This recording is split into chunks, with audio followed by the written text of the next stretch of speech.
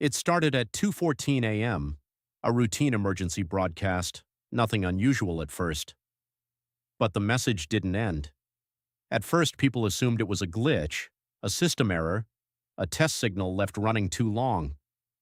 Then the hours passed, and the broadcast was still there. Emergency broadcast system activation was not rare. It had been tested before. It had failed before. But this time was different.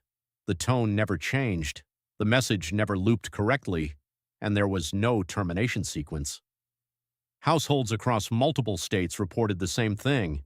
Televisions locked to a single channel, radios repeating the same alert tone, streaming services interrupted and replaced with the broadcast feed. At first, officials called it a multi-platform synchronization error, but there was a problem. No one could shut it off. By sunrise, communication networks began to degrade, not fully failing, just unstable. Emergency services reported conflicting instructions. Government dashboards displayed duplicate data streams. Some systems showed normal operation, others showed nothing at all.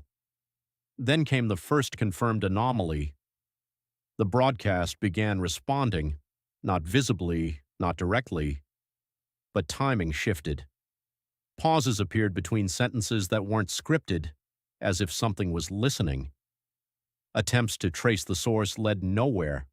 Every node pointed back to itself, a closed loop, a system with no origin point. By hour 12, federal response teams classified the signal as non-originated autonomous broadcast persistence. No human operator was identified, because no operator existed. By the second day, the broadcast was no longer being played, it was being maintained. Systems that should have failed were compensating. Redundant infrastructure was activating without command.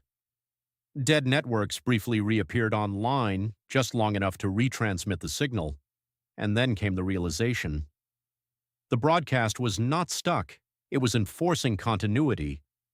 Some engineers called it an override layer, others called it a containment protocol, but one internal memo described it differently. The system is preserving the broadcast as a required state, meaning it was not an error, it was an instruction, and it was still running.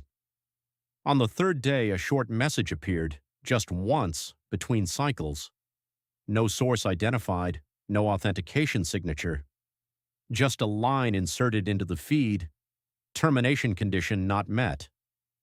Then the system resumed. The broadcast continues to this day, and no agency has officially confirmed whether it is still active or whether anyone is still trying to stop it.